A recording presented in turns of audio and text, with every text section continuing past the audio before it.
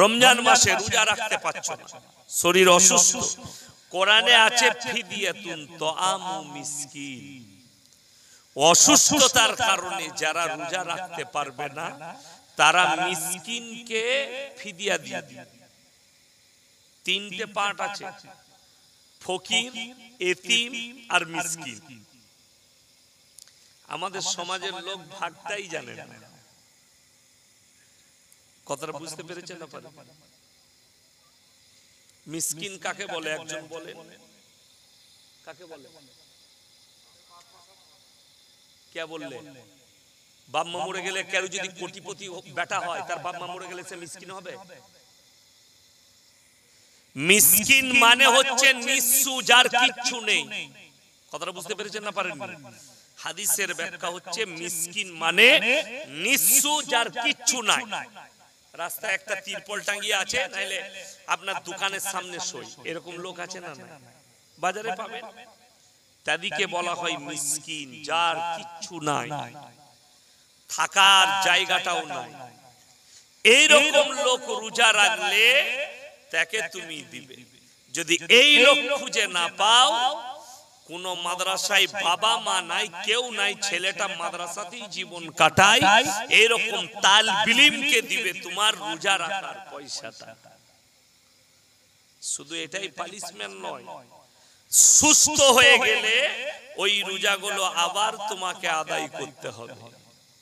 দুটো পানিশমেন্ট, এক হচ্ছে টাকা দিতে হবে, সুস্থ হয়ে যদি যাও মৃত্যুর আগে রোজাগুলো কাজা আদায় করতে হবে।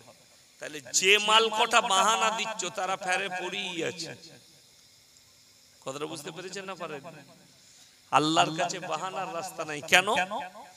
যারা মনে করছেন আমি মিথ্যা বলছি, কেউ জানে না, আমার পরিবার জানে না, ঘরের লোক সবাই, পাড়ার লোক জানে অসুস্থ, কিন্তু কোরআন শুনেলেন সূরা আল ইমরান প্রথম পৃষ্ঠা, ইন্নাল্লাহা লা ইয়াখফা আলাইহি শাইউন ফিল আরদি ওয়ালা ফিস সামা। হে আমার বিশ্বনবী, পৃথিবীর মানুষকে বলো, আসমান আর জমিনের মধ্যে যা কিছু আছে কোন জিনিসটাই আমার আল্লাহর কাছে গোপন নাই। যেটা বলুন সুবহানাল্লাহ। আপনি অন্তরে কথা বলেন, আমার আল্লাহ শুনতে পায়। তুমি মনে মনে ভাববে আমার আল্লাহ শুনতে পায়। তুমি ইয়াসিনকে লুকিয়ে কি করবে? তোমার পরিবারকে, পাড়ার লোককে লুকিয়ে কি করবে? তোমার ইমামের কাছে লুকিয়ে কি করবে? আমার আল্লাহ দেখতে পাচ্ছে, যে বিচার করবে। আমরা তো বিচারের মালিক নয়। বিচারের মালিক কি কোনো মৌলবি, কোনো পীর ফকির? বিচারের মালিক হচ্ছেন আল্লাহ। তো যার কাছে আপনাকে দণ্ডায়মান হতে হবে, হাজিরি দিতে হবে, তার কাছে কিভাবে লুকাবে ওই চিন্তাটা করো। তার কাছে লুকাবার রাস্তা নাই। তো যেখানে আসল জায়গা লুকাতে পারবেন না, তাহলে আপনার বাহানা দিয়ে লাভ হবে না। কষ্ট করুন, কষ্টর ফল মিঠা। একটা হাদিসে এসেছে মুমিনদের জন্য এই দুনিয়াটা কয়েদখানা, জেলখানা স্বরূপ। মনে হবে কষ্ট তাদের, মুমিনদের সময়। ওই জন্য মিসকিন হচ্ছে নিঃস্ব, এতিম। বাপ যদি মরে যায়, মা যদি মরে যায়, সেই ছেলেটা এতিম। কোটিপতি হলেও কি এতিম? এতিম মানে বাবা মা মরে যাওয়া। নবীজি সাল্লাল্লাহু আলাইহি সাল্লামের আব্বা মা মরে গেলেন, নবীজি এতিম হলেন। ফকির, যার কিছু আছে, এতিম। সে যদি সম্পদশীল হয় তাও সে এতিম। ওই এতিমের কাছে আপনার দান যাকাত কবুল হবে, জানতে হবে সে যাকাত পাবার প্রাপ্য কিনা।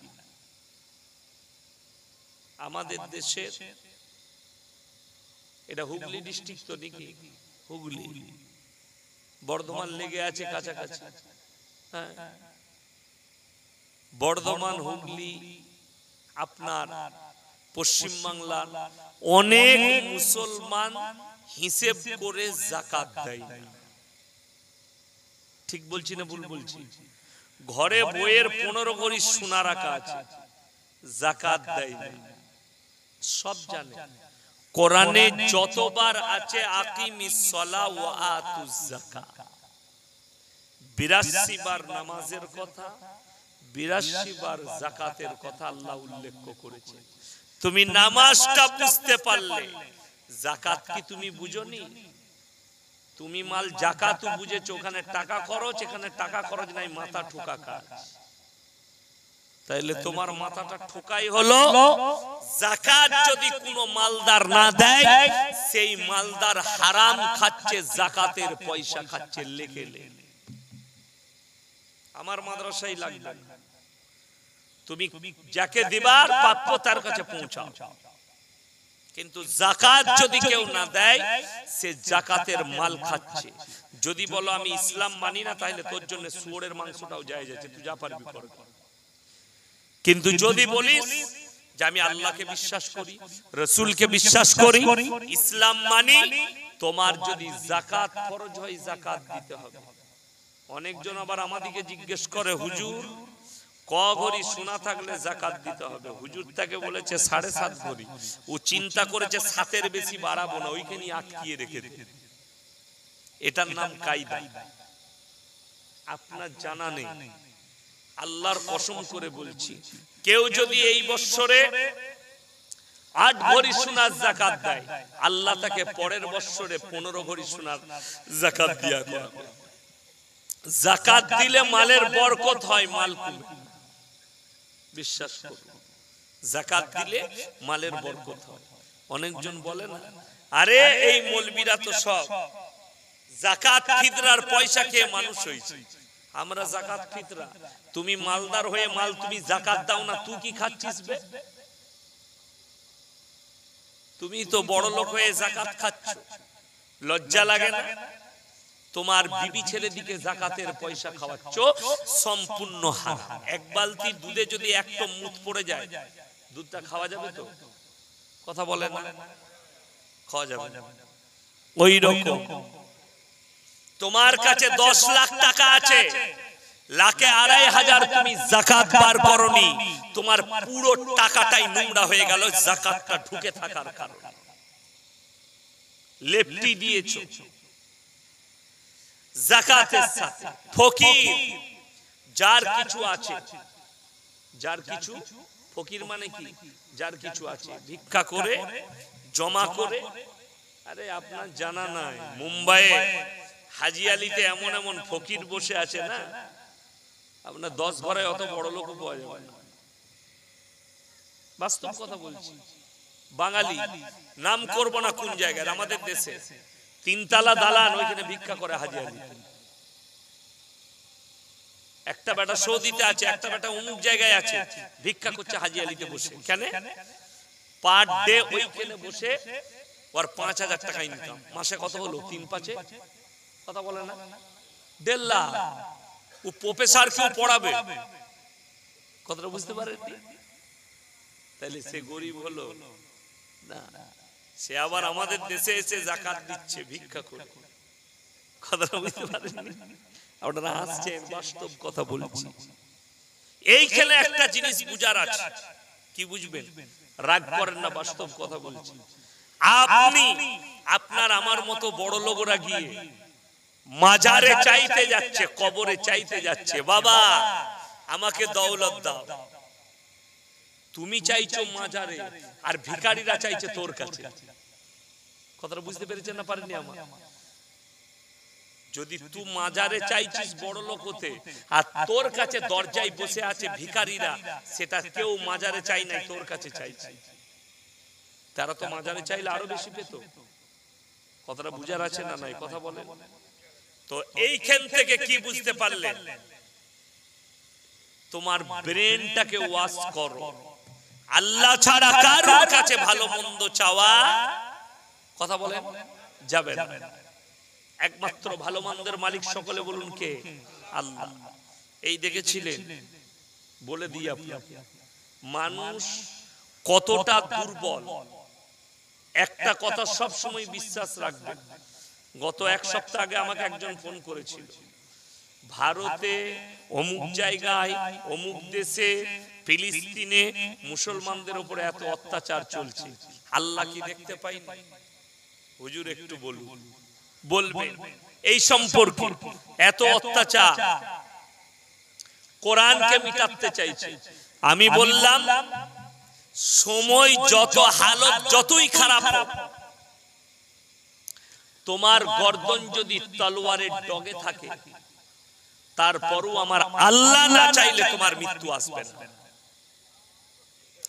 এই বিশ্বাস রাখার নাম হচ্ছে ঈমান। যদি তার দলিল চান, হযরতে ইব্রাহিম আলাইহিস সালাতু ওয়াস সালামকে নমরুদ আগুনে নিক্ষেপ করেছে, আল্লাহর কসম একটা পশমও আগুন জ্বালাতে পারেনি। জোরে বলুন সুবহানাল্লাহ। 313 জন সাহাবী একদিকে, 1000-এর বেশি বেঈমান কাফের একদিকে। তারিখের কিতাব খুলে তুলে দেখুন, ইসলামের তারিখ। বেঈমান কাফের দিকে 313 জন সাহাবীকে জয়লাভ করিয়েছেন আমার আল্লাহ ইয়াকিন আর বিশ্বাসের উপর। কোরআন শুনেলে আজকে যতগুলো মুসলমান ভাই আমার এখানে এসে বসেছেন, এই মৌলভী শওকতের বেটা মৌলভী ইয়াসিনের কথাটা দিলেতে গেঁথে নিয়ে যান। আমি কাল মারা যেতে পারি, আমার কথাটা ফেসবুক আর ইউটিউবে লাকিরের মতো ছুটবে। আমি মরে যাওয়ার পরে আমার কথাটা স্মরণে রাখবেন। ইয়াসিন ভাই বলে গেছে, আল্লাহর কসম গোটা পৃথিবী যতগুলো পরমাণু শক্তি দেশ আছে, সব বেঈমান কাফের যদি একদিকে দাঁড়িয়ে যায়, তারপরও আমার আল্লাহর কোরআনে একটা জের জবরকে পরিবর্তন করার ক্ষমতা পৃথিবীর কোনো শক্তি নেই। এটা আমার আল্লাহর ওয়াদা। ফালান তাজিদা লিসুন্নাতিল্লাহি তাবদীলা। কিয়ামত পর্যন্ত আমার কোরআনে একটা জের জবরকে পরিবর্তন করার ক্ষমতা পৃথিবীর কোনো শক্তি নেই। হে আমার নবী, এটা তুমি এলান করো। জোরে বলুন সুবহানাল্লাহ। আপনি কাকে ভয় খাচ্ছেন? আল্লাহকে ভয় খান। আমি একটা জলসায় বলেছি, আমি আমার দেশের প্রধানমন্ত্রীকে রেসপেক্ট করি, সম্মান করি। আল্লাহর কসম ভয় খাই না। ভয় খাই তো আমি একমাত্র আল্লাহকে ভয় খাই। সে ভয় খাবার পাত্র নয়, ভয় খাবার পাত্র হচ্ছে না আল্লাহ, যিনি আমার সৃষ্টিকর্তা। আমিও একজন মানুষ, প্রধানমন্ত্রীও একটা মানুষ, ঠিক কি না? কথা বলে তার থেকে বেশি আজাদ পঙ্খী করেছে আমাকে। সকালবেলায় উঠে আপনি 10 ঘোড়া বাজারে যেতে পারছেন, শুকর আদায় করুন। একটা মন্ত্রী ঘর থেকে পিশাব করতে গেলে পায়খানা ঘরের বাইরে দুজন বন্দুক নিয়ে দাঁড়িয়ে থাকে, ঠিক কি না? কথা বলে। আর আপনি যাচ্ছেন খোলা মাঠে হাওয়া খাচ্ছেন, খোলা বাজারে বসে চা খাচ্ছেন। এই তো আল্লাহর কৃপা, আল্লাহর দয়া। শুনেলেন বিশ্বের একজনই নেতা যার কোনো বডিগার্ড ছিল না, যিনি খোলা আম ভাবে মিলেছেন, তিনি হচ্ছেন একমাত্র হযরতে মুহাম্মদ মুস্তাফা সাল্লাল্লাহু আলাইহি সাল্লাম। জোরে বলুন সুবহানাল্লাহ। নবীজির উপরে যারা অত্যাচার করেছেন, নবীজি দোয়া করে দিয়েছেন তাদের জন্য, আল্লাহ তুমি তাদেরকে হিদায়াত প্রাপ্ত করো, আল্লাহ তুমি তাদেরকে হিদায়াত দাও। এই দোয়া করেছে। আমি বলে যাচ্ছি আমার ভাই, হালত যতটাই নাজুক, আপনারা বলছেন মুসলমানের উপরে অত্যাচার হচ্ছে, আল্লাহ দেখতে পাইনি। আর আমি বলে যাচ্ছি যে অত্যাচারটা হচ্ছে আলহামদুলিল্লাহ ভালো হচ্ছে। আপনারা বলবেন হুজুর এরকম ভাষা আপনি বলছেন কেন? আপনার মুখ থেকে মানাই না। কেন বলছি শুনো। হাদিসে আছে, কোরআনে আছে। আবার নবীজি সাল্লাল্লাহু আলাইহি সাল্লামকে বললেন, হে আমার রাসূল শোনো, যখন মুসলমান দিন থেকে সরে যাবে, আল্লাহর রাস্তা থেকে সরে যাবে, আমি জালিম বাদশা, অত্যাচারী বাদশা পাঠিয়ে আমি বদলাবো। যদি বলেন মুসলমান তো নামাজি, আমার বর্তমান টাউনে কম বেশি যতগুলো মসজিদ আছে, 50টা হোক 60টা হোক জানি না, আমার গুনতি জানা নাই, যতই মসজিদ আছে আলহামদুলিল্লাহ প্রত্যেকটা কম বেশি মসজিদে দাওয়াতের মেহনত হয়, তাবলীগের মেহনত হয়। ঈদের দিনে যারা ডিজে বক্স বাজাচ্ছে মুসলমান ছেলেরা নিজের পাড়ায় মসজিদের পাশে, এই হারামখোরের আওলাদগুলো কোথাকার? কষ্ট শুনেলেন, সোশ্যাল মিডিয়ায় আমার বয়ানটা যাবে, আমার ভাষা আপনার গায়ে লাগবে, কিন্তু দুঃখ কোথায় জানেন? একটা হিন্দু ভাই রামনবমীর দিনে তারা মিছিল নিয়ে মসজিদের পাশ দিয়ে গেলে থানায় গিয়ে কেস করতে যান যে আমাদের মসজিদের সামনে ডিজে বক্স বাজিয়েছে রামনবমীর দিনে। সেই মুসলমানদের লজ্জা শরম হওয়া দরকার। সেই হিন্দু ভাইরা তো অজ্ঞাত, জানে না আল্লাহ সম্পর্কে, জানে না নবীজি সম্পর্কে, জানে না কোরআন সম্পর্কে, জানে না, তাই তারা অজ্ঞাত অবস্থায় পাপ করেছে। আর ওই হারামখোররা জেনে শুনে মসজিদের পাশে ঈদের দিনে ডিজে বক্স বাজাচ্ছে, তাদের নামে কে কে কেস করেছেন আমাকে একটা দেখা। যদি বলেন হুজুর কোথায় বেঁচেছে, আমি ঈদের দিনে গেছি হাওড়া হাই রোডের সাইডে সলম মোড়ের পাশ থেকে আমি আপটু বাগনান পর্যন্ত দেখেছি হাই রোডের সাইডে মসজিদের বাইরে পাশেতে হারামখোরের আওলাদরা ডিজে বাজাচ্ছে মুসলমান ছেলে। ঠিক বলছি না ভুল বলছি? যদি আমি মিথ্যা কথা বলে থাকি আপনাকে কানে ধরে প্রমাণ দেব একটা একটা করে, চলুন আমার সঙ্গে। আমি এমন বাপের বেটা, এদের নামে কেস হলো, এরা বাজালে ঠিক আছে, আর একটা হিন্দু ভাই না জেনে যদি তোমার মসজিদের পাশ দিয়ে বাজনা নিয়ে যায়, সেটা অজ্ঞাত অবস্থায়। শুনে আমি দেখিয়ে দেবো আমার গ্রামে, আমার এলাকায়। চলুন, আমার পুরসাই কি আছে, দাস আছে 35 ঘর। এই গ্রামে ক ঘর মুসলিম আছে তাড়াতাড়ি বলেন? 60 তাই তো, 60 ঘর। আমার ঘর গ্রামের একটা পাড়ার একটা অংশও নয়। আমার গ্রামে কত মুসলিম আছে জানেন? সব ঘর মিলিয়ে 4500। কত বললাম? 4500। 4টা বাস স্টপেজ আছে। 35 ঘর দাস আছে। তারা বিশ্বকর্মা পুজো করে, সরস্বতী পুজো করে, তারা গান বাজায়। জানেন কত ভদ্র তারা? আজান হলে মাইক বন্ধ করে দেয়, আজান হলে মাইক বন্ধ করে দেয়, নামাজ পর্যন্ত মাইক চালাই, বক্স বন্ধ করে দেয়। এখন মুসলমানদের আজান হচ্ছে, নামাজ হচ্ছে, তারা জানে পাপ হবে। আর এই হারামখোররা বিয়েতে গান বাজায় মসজিদের পাশে। দেখিয়ে দেবো আপনাকে, এই হারামখোররা ঈদের দিনে, ঈদ উপলক্ষে বুগি বুগি ডান্স করছে মুসলমান। ঠিক বলছি না ভুল বলছি? ঈদ উপলক্ষে ফাংশন। আমাকে খারাপ বলবেন, যা বলবেন বলুন, আমি 100 বার বলেছি, আজকে আবার বলে যাচ্ছি। আমার মতো মৌলবীকে কেউ দাওয়াত দিবার প্রয়োজন নাই, আমি দাওয়াত নেব না, আমি দাওয়াতের ভুকা নয়। অনেক জনের মনে মনে হবে তোর বয়ান কে শুনে তোকে কে দাওয়াত দিবে। আমার গাড়িতে চলে যান, ড্রাইভার বসে আছে, ডায়েরিটা খুলে সামনে বছরে ঈদের রোজার আগের দিন পর্যন্ত ডেট পাবেন না, বুক হয়ে গেছে। ঈদ কবে গেল? আজকে ঈদের কদিন হলো? 3 দিন 4 দিনে পড়েছে, তাই তো। সামনে বছরে ঈদের পরে 5 দিন খালি নাই, তারপরে ডেট পাবে কেউ যদি লাই। তাইলে হক শুননে वाला লোকও আছে, হক বুঝনে वालाও লোক আছে। আমার ভাই রাগ করেন না, বাস্তব কথা বলছি। ওই জন্য আল্লামা ইকবাল লিখেছেন, ইস ঘর কো আগ লাগি ঘর কি চিরাগ সে। মুসলমান তোমরা নিজেদের ঘরে নিজেরা আগুন ধরিয়েছো, অপরকে গালি দিয়ে লাভ নেই। আর আমি বলে যাচ্ছি আল্লাহর কসম, মুসলমান ঈমানের উপরে টিকে যাও, বেঈমানের চাকা আল্লাহ বেঈমানের উপর দিকে ঘুরিয়ে দেবে। যদি বলেন দলিল দেন, ইসলামের তারিখের কিতাব খুলে দেখুন। আল্লাহ নবী সাল্লাল্লাহু আলাইহি সাল্লামের গর্দনটা যে কিনেছিল টাকা দিয়ে, তার নাম হচ্ছে হযরতে উমরে ফারুক রাদিয়াল্লাহু তাআলা। বেঈমানদের সর্দার আবু সুফিয়ান মক্কায় মিটিং করে বললেন, আল্লাহর নবীর গর্দনটাকে এনে দিতে পারবে, যা টাকা চাইবে দেয়া হবে। হযরতে উমর তলোয়ার তুললেন।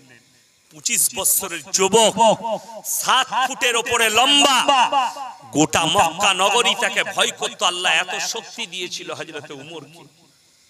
সেই রকম শক্তিমান যুবক দাঁড়িয়ে বললে, আমি উমর এনে দেব গর্দনটা, আমাকে কত টাকা দিবে বল। পয়সা তাই হয়ে গেল। হযরতে উমরে ফারুক রাদিয়াল্লাহু তাআলা যখন নবীজির কাছ থেকে ফিরেছেন, জানেন রাস্তায় যাচ্ছেন ঘোড়া নিয়ে, তলোয়ার। হযরতে উমরের ঘোড়ার আওয়াজ এবং গর্জন দেখে রাস্তায় হযরতে উমরের সঙ্গে দেখা আব্দুল্লাহ ইবনে জুবাইরের সঙ্গে। হে উমর, কোথায় চললে? उमर बोले ना रहेगा बांस ना बजेगा बांसुरी, आज अल्लाह के रसूल को ही हम कत्ल कर देंगे। अब्दुल्लाह बिन जुबैर बोले ने हाय हाय हाय, তুমি কাকে কতল করতে চললে? আল্লাহর হাবিবকে। তোমার বুনবুনাই নবীজির উপরে কলমা পড়ে ইসলাম কবুল করেছে। হযরতে উমরের মাথায় আগুন, ঘোড়ার লাগাম টেনে ঘুরিয়ে বুনবুনাইয়ের ঘরে। যেমনি উমরের ঘোড়ার আওয়াজ পেয়েছে, বুনবুনাই কোরআন পড়ছিল, লুকিয়ে দিয়েছে। বাড়িতে এসে কোনো কথা না বলে মার স্টার্ট করেছে, রক্তাক্ত করে দিয়েছে। বার করো তোমাদের কোরআন। কার উপরে আকৃষ্ট হয়েছে, কেন আকৃষ্ট হলে? হযরতে উমরের বুনাই বুন বললে লা ইয়ামাসসুহু ইল্লাল মুতাহহারুন, যারা অপবিত্র হবে তারা এটা স্পর্শ করতে পারবে না, পড়তে পারবে না। তুমি পবিত্র গোসল করে এসো। হযরতে উমর গোসল করলেন, বার করো কোরআন। হযরতে উমরের চোখে কোরআন ঠেকেছে।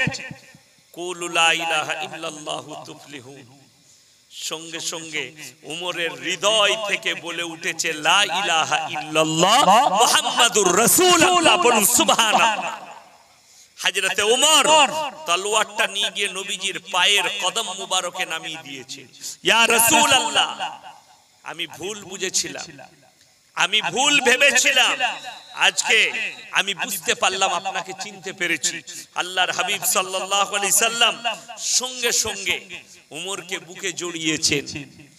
যে নবীকে কতল করতে গিয়েছিল, কলমা পড়ে বাড়ি ফিরেছে হযরতে উমর। ভেবে দেখুন, একটু চিন্তা করুন, কেন? নবীজির আখলাক আর চরিত্রে। এরপরে ভাবুন আপনি কিসের জন্য? ইখলাসের কারণে, ঈমান মজবুতির কারণে। আল্লাহ তাআলা নবীজির দোয়াকে কবুল করলেন আর এমন ঈমান আনলেন। আমার নবীজি সাল্লাল্লাহু আলাইহি সাল্লাম বললেন, হে আমার সাহাবীরা শোনো, আল্লাহ যদি নবুয়তের দরজা খুলে রাখতেন, আমার পরে যদি কেউকে আল্লাহ নবুয়ত দিতেন, তো তিনি হচ্ছেন হযরতে উমর ফারুক রাদিয়াল্লাহু তাআলা আনহু। জোরে বলুন সুবহানাল্লাহ। মুসলমান, তুমি তোমার ঈমানকে মজবুত করো। আল্লাহর কসম করে বলে যাচ্ছি আপনাকে, আল্লাহই আপনার জন্য যথেষ্ট। পৃথিবীর কোন শক্তি লাগবে না। পৃথিবী আল্লাহর কাছে কোন শক্তি টিকতে পারবে? কথা বলেন না। তার দলিল দিয়েছে। পৃথিবীর কেউ, সবাই নিজের নিজের অস্ত্রর কি করছে? মহড়া দেখাচ্ছে, পরিদর্শন করাচ্ছে প্রত্যেকটা দেশকে। মহড়া। ভারত একটা মিসাইল কিনেছে, রাফেল কিনেছে। ভারতের আর্মিদের জন্য রাফেল একটা যুদ্ধ জাহাজ। কার কাছ থেকে? ফ্রান্সের কাছ থেকে। সেই রাফেলের মহড়া দেখিয়েছে কাকে? পার্শ্ববর্তী যত দেশ আছে, তোমরা দেখো আমি শক্তি তৈরি করছি। ইরান ড্রোন দিয়ে আমেরিকাকে ভয় দেখিয়েছে, দেখো আমি ড্রোন তৈরি করেছি, আত্মঘাতী ড্রোন। রাশিয়া তার পরমাণুগুলোকে অস্ত্রগার থেকে বার করে পান্ডুবির উপরে সাজিয়ে সমুদ্রের উপরে তায়নাত করে দিয়েছে। সবাই দেখাচ্ছে। আমার ভাই, যার যতই পরমাণু থাক আর যাই থাক, আমার আল্লাহ রাব্বুল আলামিন আমার নবী বিশ্ব নবীকে বললেন, হে আমার বিশ্ব নবী, আলাম তারা কাইফা ফাআলা রাব্বুকা বিআসহাবিল ফিল আলাম ইয়াজাল কাইদাহুম ফি তাদলিল ওয়া আরসালা আলাইহিম তায়রান আবাবিল। হে নবী, আপনি কি দেখেননি যারা কাবা ঘরকে ভাঙতে এসেছে হস্তি বাহিনী নিয়ে? আব্রাহা বাদশা হাতির বাহিনী নিয়ে বললে কাবা ঘরকে গুড়িয়ে দেওয়া হবে। আমি তাদের উপরে মিসাইল নিক্ষেপ করিনি, পরমাণু ফেলিনি, ফেরেশতা পাঠাইনি, তৈরন আবাবিল, আমি খালি ছোট্ট পাখি আবাবিলকে বলেছি জমিন থেকে পাথর তোলো আর আসমান থেকে তাদের উপরে নিক্ষেপ করো। কাবা ঘরে পৌঁছানোর আগে আমি আল্লাহ রাব্বুল আলামিন তাদেরকে ধূলিসাৎ করে দিয়েছি। বলুন সুবহানাল্লাহ। আল্লাহ যদি হাতির বাহিনীকে ছোট্ট পাখির মুখের পাথরের দ্বারা ধূলিসাৎ করতে পারে, তোমাদের মতো শক্তিধরকে চিটির মতো মুসলে দিবে আমার আল্লাহ সেকেন্ডের মধ্যে। কোন আমার জন্য খালি অপেক্ষা করছে, বলা হয়ে যা, সঙ্গে সঙ্গে হয়ে যাবে। আপনারা শুনেননি বাংলাদেশের কয়েকজন হুজুর বয়ান করে দিলে রমজান মাসে 15ই রমজান পৃথিবী ধ্বংস হয়ে যাবে, শুনেননি আপনারা? গোটা দেশের লোক ভয় খাচ্ছে। আমার কাছে হাজার খানেক ফোন এসছে, হুজুর কালকে কি হবে? বলো যা হবে হবে, তুই ইন্দুর মারা বিষ খেয়ে শুয়ে পড়। কি বলবো তাকে? আমি বললাম আল্লাহর উপরে বিশ্বাস রাখো। কেন? যে মৌলবি বলেছে তার স্বল্প জ্ঞানের কথা বলে ফেলেছে, তার মধ্যে ইলম কালামের জ্ঞান নেই। কোরআন হাদিসের জ্ঞান যদি থাকতো এই ভাষা বলতে পারতো না, মানুষকে ভয় খাওয়াতো না। কেন? আল্লাহ ভবিষ্যৎবাণী যদি কেউ করে, ভবিষ্যৎবাণী করা হারাম। ইসলামে ভবিষ্যৎবাণী করা কি কথা বলে? হারাম। কালকে কি হবে কেউ বলতে পারবে? কথা বলে কে জানে? আল্লাহ জানে। কালকে কি ঘটবে কেউ জানে না। এই যেমন দেখবেন অনেকজন হাত দেখায়, হাত দেখায় না, হাত দেখায়, হাত দেখায়। হাত দেখালে ঈমান চলে যাবে, কালমা পড়ে মুসলমান হতে হবে। কথাটা বুঝতে পেরেছেন? হাত দেখালে কি হবে? ঈমান চলে যাবে, কালমা পড়ে আবার মুসলমান হতে হবে তাকে, হাত দেখালে। এই জন্যই তো কোরআনে আল্লাহ দলিল দিয়েছে। কোরআনে সবথেকে বেশি কার আলোচনা হয়েছে জানেন? মুসা আর ফিরাউনের কথা। কোরআনে সবথেকে বেশি কার কথা? মুসা এবং ফিরাউন। এই দুজনের কথা আল্লাহ বেশি আলোচনা করেছেন নবীজির সঙ্গে, লম্বা ঘটনা আলোচনা করেছেন। ফিরাউন জালিম বাদশা ছিল, তার গণককাররা হাত থেকে বলে দিলে এমন একটা ছেলে পয়দা হবে, সে হবে তোমার দুশমন। রেওয়ায়েতে আছে কোরআনে কয়েক লাখ ছেলেকে কতল করেছিল সেই বছরে ফিরাউন। বেটা ছেলে হলে কতল করে দাও, মেয়ে ছেলে হলে মেরে দাও, ছেড়ে দাও। যতগুলো বেটা ছেলে হয়েছিল সবাইকে কতল করেছিল। কিন্তু কথা কি বললাম? আল্লাহ যাকে রাখবেন বাঁচিয়ে, পৃথিবীর মারার ক্ষমতা কারুর নাই। আল্লাহ বললেন এত বড় চ্যালেঞ্জ আমাকে, শোনো তোমার গণককাররা কত বড় গন্ড মূর্খ, যারা বলেছিল গুণে একটা ছেলে পয়দা হবে তোমার দুশমন হবে। আল্লাহ তাদেরকে ভুল প্রমাণ করার জন্য যখনই রাতের অন্ধকারে মুসা নবীর মায়ের পেটে যন্ত্রণা উঠল, প্রসব বেদনা, মুসা নবী জন্মগ্রহণ করলেন, সঙ্গে সঙ্গে বাপ ইমরান তার কানে আওয়াজ এলো, তুমি তোমার সন্তানকে কোথায়? বাস্কর মধ্যে পুড়ে, কাঠের বাস্কে পুড়ে নীল নদীতে ভাসিয়ে দাও, দায়িত্ব তোমার। রাতের বেলায়, গভীর রাতে কাঠুরে কোথায় পাবে যে বাস্ক তৈরি করবে? খুঁজতে লাগলেন, বেরিয়ে পড়েছে বাপ কাঠুরের। যেমনি বেরিয়েছে তখন কিছু দূর যাওয়ার পরই দেখছে একজন কাঠের মিস্ত্রি হেঁটে আসছে। তিনি কে? হযরত জিবরিল আমিন। জোরে বলুন সুবহানাল্লাহ। আল্লাহর ফেরেশতা জিবরিল আমিন কয়েক মিনিটের মধ্যে সুন্দর একটা বাস্ক তৈরি করে দিলেন, একদম চমৎকার বাস্ক। মুসা নবীকে শোয়ানো হলো, ভাসিয়ে দেওয়া হলো। আল্লাহ পানিকে হুকুম করলেন, আমার নবীকে বাস্ক সমেত ফেরাউন আর ফেরাউনের বিবি সকাল বেলায় নীল নদের কিনারায় যেখানে বসে হাওয়া খায় ওই ঘাটে নিয়ে গিয়ে লাগিয়ে দাও। এসে লেগে গেল, সকাল হয়েছে, বিবি আসি আর ফেরাউন হাওয়া খাচ্ছে, নজরে পড়েছে। ফেরাউন একজন প্রজাকে বললে বাস্ক তুলে নিয়ে এসো। সবাই চেষ্টা করছে, বাস্ক খুলছে না। বিবি আসিয়া বললে সরে যাও। যেমনি ঝটকা মেরেছে বাস্ক খুলে গেল। বাস্কর ভেতরে কি দেখতে পেল? হাত পা নেড়ে খেলা করছে একটা বাচ্চা ছেলে। সঙ্গে সঙ্গে ফেরাউন কি বললে জানেন? এটাই মনে হচ্ছে আমার দুশমন, একে কতল করতে হবে। কেউ ভাসিয়েছে, কিন্তু একটা কথা আমরা জানি, যে যেরকমই মরদ হন বিবির কাছে সবাই ফেলুয়ার। ঠিক কি না?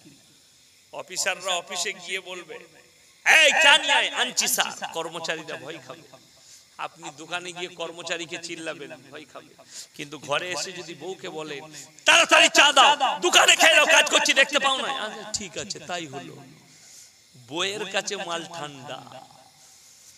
ফেরাউন বলছে একে কতল করতে হবে। বিবি আসি আওয়াজ দিলেন কি কুররাতু আইনুল লি ওয়ালাক লা তাকতুলু, এই বাচ্চাকে তুমি কতল করতে পাবে না, ই তোর আর আমার চোখকে ঠান্ডা করবে বলে কোলে তুলে নাও। নাম কি হবে? মূসা।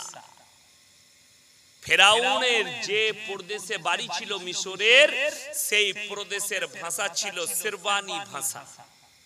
মু মানে পানি, সা মানে ভাসমান কাঠের পাত্র।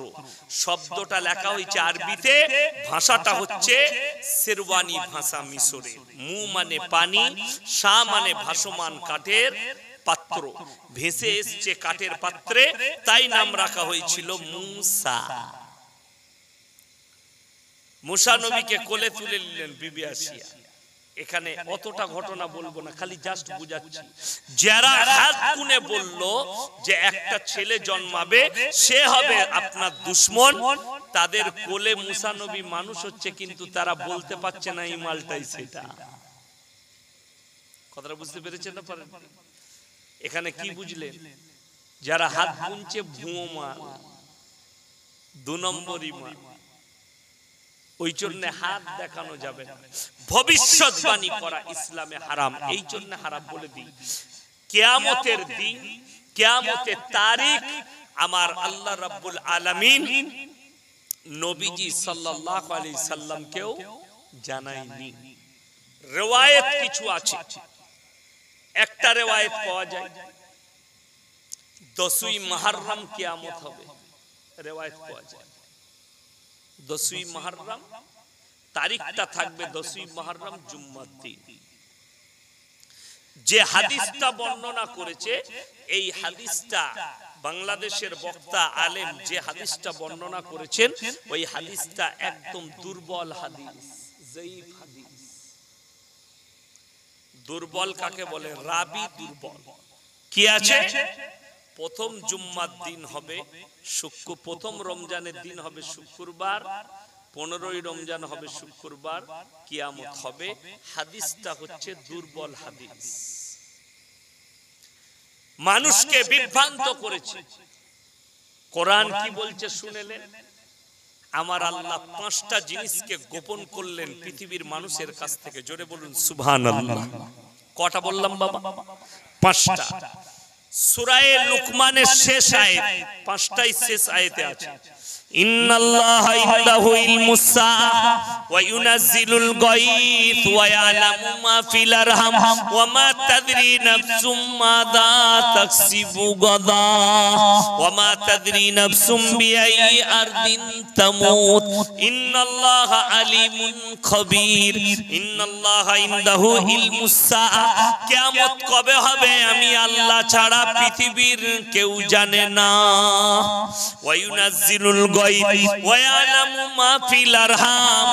মায়ের গর্ভে বেটা আছে না বিটি, বিকলাঙ্গ না কালো, খুড়া আছে না ভালো আছে, আমি আল্লাহ ছাড়া পৃথিবীর কেউ জানে না। কার কোথায় মৃত্যু হবে এটা আমি আল্লাহ ছাড়া পৃথিবীর কেউ জানে না। কার কোথায় কতটা রুজি মেপেছি, কোথায় কত মিলিমিটার বৃষ্টি বর্ষণ হবে, এই 5টায় আমি আল্লাহ ছাড়া পৃথিবীর কেউ জানে না। জোরে বলুন সুবহানাল্লাহ। কার কোথায় মৃত্যু হবে, কার কতটা রুজি মেপেছি, কোথায় মেপেছি, কোথায় কতটা বৃষ্টি বর্ষণ হবে, সব আমার আল্লাহর হাতে, আমি আল্লাহ গোপন করেছি। চলুন আমার নবী, বিশ্ব নবী জানাবে মুহাম্মাদুর রাসূলুল্লাহ, সকলে একবার বলুন সাল্লাল্লাহু আলাইহি ওয়াসাল্লাম। নবীজির কাছে প্রশ্ন ছুড়ে দিয়েছে কারা? বেঈমান আর কাফেররা। কারা? বেঈমান কাফেররা কি প্রশ্ন করেছে? ইয়াসআলু আইয়ানা ইয়াউমুল কিয়ামাহ। হে আল্লাহর নবী, মানুষকে আপনি ভীত কঙ্কিত করছেন, কিয়ামত সম্পর্কে মানুষকে বর্ণনা দিচ্ছেন। কিয়ামতটা কবে হবে একবার বলে দিন। আমার আল্লাহ রাব্বুল আলামিন সঙ্গে সঙ্গে কোরআন বললেন, হে আমার নবী, পৃথিবীর মানুষকে শুনিয়ে দাও কিয়ামতটা কখন হবে। ফাইদা বারিকাল বাসার ওয়া খাসাফাল القمر وجمع الشمس والقمر يقول الإنسان يومئذ أين المفر كلا لا وزر إلى ربك يومئذ المستقر। হে আমার নবী বলো, এক নম্বর ফাইদা বারিকাল বাসার, তোমরা বুঝতে পারবে তখন সেদিনে তোমাদের চোখগুলো স্থির হবে। স্থির মানে জানে, বিরাট সাপ দেখলে কি হয়, ওরে বাবা, চোখগুলো দাঁড়িয়ে যায়, দাঁড়ায় না দাঁড়ায় না। কোরআন এই শব্দটাই কোরআন আল্লাহ ব্যবহার করেছেন, ফাইদা বারিকাল বাসার, তোমাদের চোখ স্থির হবে। ওয়া খাসাফাল কামার, কখন হবে? যখন চন্দ্র আলোহীন হয়ে যাবে। ওয়া জুমিয়াশ শামসু ওয়াল কামার, যেদিনে চন্দ্র আর সূর্যকে একটা রাস্তায় টক্কর খাওয়ানো হবে। ইয়াকুলুল ইনসানু ইয়াউমাইদিন আইনাল মাফার, মানুষ সেদিনে ছুটাছুটি করবে আর চিন্তা করবে কোথায় পালালে বাঁচি। কাল্লা লা ওয়াজারা ইলা রাব্বিকা ইয়াউমাইদিনিল মুস্তাকার, সেদিনে নিজের রবের কাছে, আল্লাহর কাছে দণ্ডায়মন ছাড়া আর কোনো উপায় থাকবে না। এটা হচ্ছে কোরআন। এখানে তারিখ বললাম আমি, মঙ্গলবার, বুধবার, পরশু, তারিখ, সাল কিছু বললাম, কোরআনে উল্লেখ নাই। এই তারিখটা সম্পর্কে একমাত্র আমার আল্লাহই জানে। কবে হবে? কিয়ামতের আলামত গুলো কিছু আমার আল্লাহ বলে দিয়েছেন নবীজিকে। আলামত, বড় বড় আলামত গুলো শুনেলেন, ছোট আলামত গুলো হাদিসে এসেছে, বড় আলামত গুলো কোরআনে আমার আল্লাহ তাআলা বর্ণনা করেছেন। বড় আলামতের মধ্যে সবথেকে বড় আলামত এক নম্বর, সেটা হচ্ছে ইমাম মেহেদীর প্রকাশ পাওয়া যাবে। কার বললাম? ইমাম মেহেদী। ইমাম মেহেদী আসার আগে কয়েকশো ভণ্ড নিজেদিকে দাবি করবে ইমাম মেহেদী বলে। কথাটা বুঝতে পেরেছেন না? পারে কয়েকশো ভণ্ড দাবি করবে, কিন্তু একটা কথা আমার মনে রাখবেন, ভারত, বাংলাদেশ, পাকিস্তান, এই তিনটে হচ্ছে চোর চাপটা মিথ্যাবাদীর দেশ। এখানে কখনোই ইমাম মেহেদী জন্মগ্রহণ করবেন না। কথা বুঝতে পেরেছেন না? পারেন? যদি বলেন হুজুর আমরা তো সত্য কথাই বলি, আর আমি চ্যালেঞ্জ দিয়ে বললাম 5 ওয়াক্ত নামাজ পড়ে 100টা দিনে মিথ্যা কথা বলেন। যদি বলেন কেমন করে? আপনি নামাজ পড়ছেন, ব্যবসা করে একজন টাকা পায়, কিংবা মাল পাঠাতে ভুলে গেছে, হ্যালো কোথায় আছো ভাই? ভুলে গেছে, আমি তো কলকাতায় আছি, কিন্তু মাল ঘরেই শুয়ে আছে। ঠিক বলছি না ভুল বলছি? এটা বাস্তব কথা বলছি। এই মোবাইল আসার পরে মানুষ 100টার মধ্যে 90টা মিথ্যা কথা বলতে লাগলো। মোবাইল আসার পর আপনাকে বলে দিই, একটা যুগ গেছে যাদের 60-70 বছর বয়স হয়ে গেছে, আমার বাবাজি আছেন তারা জানবেন, এই বাবাজিরা সব দাড়ি পেকে গেছে তারা জানবেন, যাদের 60 পেরিয়ে গেছে তারা কি ভাবতো জানেন? সেই ইনারা যখন আমাদের বয়সী ছিল, মিথ্যা কথা বলতে ভয় খেত, পাপ হবে, গুনাহ হবে বলে। আর এখন লোক সত্য কথা বলতে ভয় খায়, কেউ কলারটা ধরবে বলে। তাই না? আপনাকে বলে দিই, গ্রামে চোখের সামনে অন্যায় হচ্ছে, কেউ প্রতিবাদ করে না। কেন করে না? ও যদি আমাকে মারে। ঠিক কি না? কথা বলে। মসজিদ আছে, মসজিদের ভেতরে উজু করছে, গায়ের বলমান লোক উজু করছে, কল ছেড়ে দিয়ে গল্প করছে, ভয়ে থেকে কেউ বলে না। এটা মুমিনের পরিচয় নয়। আপনি তাকে হক কথা বলেন, ভাই তুমি যাই করো নাই করো, কলটা বন্ধ করো, এক একটা পানি টোপের বদলা আমার আল্লাহ নিবেন, হিসাব নিবেন, ছাড়বেন। এই কথাটা বলতে ভয় কি আছে? সামনে বলে, প্রকাশ্যে বলে। আমাকে যদি কেউ বলে, সে যদি বলে তোমার মাদ্রাসায় 1 কোটি টাকা দেবো, সুদটা খাওয়া চলবে কি চলবে না, প্রথমেই তার গালেতে জুতো মারবো। এটা আমি শওকতের বেটা বলছি। তোমার কোটি টাকা তোমার কাছে রাখো, হারামটাকে হারাম বলবো, মৃত্যুকাল পর্যন্ত মাথা নত করবো না হকের সামনে। তুমি যেই হও রেহাই নাই, মাথা নত করো। হকের কাছে সবাই মাথা তুলে দাঁড়ান, না হকের কাছে মাথা তুলবেন, হককে মেনে নিবেন। সকলে জোরে বলুন ইনশাআল্লাহ। কেউ যদি না হক কথা বলে আপনি প্রতিবাদ করুন, আমি বলছি আল্লাহ আপনার সাথে থাকবে। ওই জন্য আমার ভাই, এই তিনটে দেশে ইমাম মেহেদী প্রকাশ পাবে না। এক নম্বর আলামত ইমাম মেহেদী প্রকাশ পাবে। দ্বিতীয় নম্বর বড় আলামত দাজ্জালের অভিভাব চলবে। দাজ্জালের প্রমোট শুরু হয়ে গেছে, জানেন তো? প্রমোট মানে জানেন? শিক্ষিত ছেলেরা জানে। তার প্রচার শুরু হয়ে গেছে। কারা করেছে? ইহুদিরা শুরু করে দিয়েছে। ইসরায়েল, আর্জেন্টিনা, ব্রাজিল, যেগুলো ইহুদি দেশ আছে, এরা কিন্তু প্রচার শুরু করে দিয়েছে। দেখবেন ফুটবল বিশ্বকাপ হলো কাতারে, হয়েছে না হয়নি? অনেক আমাদের যুবক আছে ফুটবল প্রেমী যুবক ছেলে, সেই ভাই দিকে বলি, যারা মেসির ফ্যান আছো তারা শোনো, কিয়ামত হাদিসে আছে, যার সঙ্গে যার মহব্বত তার সঙ্গে তার কিয়ামত। তুমি মেসিকে ভালোবাসার, মেসি তোমাকে ঘৃণা করে।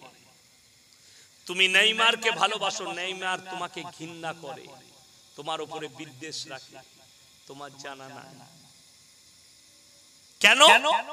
তাদের শরীরে টাট্টু ছিল, টাট্টু এখনো আছে।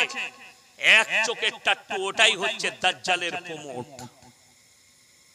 দাজ্জালের টাট্টু একে তারা প্রমোট করছে, মানে তার প্রচার শুরু করে দিয়েছে। এখন থেকে দাজ্জাল আসবে, দাজ্জাল হবে তাদের অভিভাবক। তাদের বেঈমান কাফেরদের অভিভাবক হবে দাজ্জাল। এই দাজ্জালের অভিভাব ঘটবে। হযরতে ঈসা মসিহকে আল্লাহ পাঠাবেন। আসরের নামাজ, একটা রিওয়ায়েতে আছে আসরের নামাজে ইমাম মেহেদীর জামানায় নামানো। অনেকে বলেছে ঈসা মসিহ জন্মগ্রহণ করবে, এই রিওয়ায়েতটা ভুল। হযরতে ঈসা মসিহ কোন মায়ের পেটে জন্মগ্রহণ করবেন না। হযরতে ঈসা মসিহকে আল্লাহ ডাইরেক্ট নামাবেন, আসমানে আছে। জোরে বলুন সুবহানাল্লাহ, বিসমিল্লাহ, আলহামদুলিল্লাহ। কেন নামাবেন? ঈসা মসিহ অলরেডি জন্ম নিয়েছে। জন্ম নিয়েছে না নাইনি? আমাদের রাসূলের আগে ঈসা মসিহকে আল্লাহ দুনিয়াতে পাঠিয়ে দিয়েছে। তার কওমের কাছ থেকে আল্লাহ তুলে নিয়েছেন তার অত্যাচারের কারণে। এরকম আরো একজন নবীকে আল্লাহ তুলেছেন তাদের কওমের কাছ থেকে। আমার ভাই, ঈসা মসিহ নামবেন, 40 বছর জীবন যাপন করবেন। কত বছর বললাম? 40 বছর। তারপরে কিয়ামত সংগঠিত হবে। পশ্চিম দিকে সূর্য উঠে যাবে, মানুষের আমলের দরজা বন্ধ করে দেওয়া হবে, আর আমল কোনো কবুল হবে না। তারপরে কিয়ামত সংগঠিত হবে। এতগুলো আলামত সব চলে এসেছে তো নাকি? মোটামুটি সেই মৌলবীর বুঝা দরকার ছিল। আলামতগুলো একটাও আসেনি। আমি কোন ভাষায় বলছি? মানুষকে ভয় খাওয়াচ্ছি, মানুষকে বিভ্রান্ত কি করে করছি, তাদের বুঝা দরকার ছিল। তা বুঝে বলাটা ভুল হয়েছে। ছোট ছোট আলামত আসতে শুরু করেছে, এই কথাটা আপনি বলতে পারেন। যেমন নবীজি বলেছেন মসজিদের ভেতরে দুনিয়াদারির কথা হবে ছোট আলামত। এখন হচ্ছে না হয়নি? আলু বিক্রি করেছে মসজিদের ভেতরে, জুম্মার দিনে বলছে ক বস্তা আলু বিক্রি করলি তুই? আলুর গল্প মসজিদের ভেতরে চলছে, ধানের গল্প চলছে। এটা কিয়ামতের আলামত। শুধু তাই নয়, রাগ করেন না, কিয়ামতের আরো একটা আলামত এসে গেছে। ছোট আলামত এগুলো কি? শিক্ষিতরা বসে থাকবে, ছোট লোক চামার অমানুষ তারা দেশ চালাবে। কিয়ামতের আলামত এটা, কিয়ামতের আলামত। তৃতীয় নম্বর, রাস্তাঘাটে কুকুরের মতো ছেলে মেয়েরা জিনা করবে, ব্যভিচার করবে। সমাজের বুকে জিনাটা আম হয়ে যাবে। লোক রিলেশনশিপটাকে আম ভাবে নিয়ে নিবে, এখন নিচ্ছে, এসে গেছে। লোকের বউকে নিয়ে পালিয়ে ঘর করছে, সমাজ তাদেরকে অ্যাকসেপ্ট করেছে, করেছে না করেন? আপনাকে দেখি, আমার গলসি থানায় চলছে আমি আপনাকে দেখিয়ে দেব লোকের বউকে নিয়ে পালিয়ে এসছে, হালাল না হারাম জানি না, আমি বলছি এরকম মানুষ যদি কোনো গ্রামে থাকে মসজিদ থেকে বঞ্চিত করুন, কবরস্থান থেকে বঞ্চিত করুন, মসজিদের গ্রামের প্রত্যেকটা ইসলামী কাজ থেকে তাকে বঞ্চিত করুন। যেহেতু সে জিনা করছে, প্রকাশ্যে জিনাকারী কখনো মুমিন হতে পারে না, তাকে অ্যাভয়েড করুন। সে যে বাপেরই শক্তিশালী হোক, গ্রামের লোক একজোট হন, আগে জানতে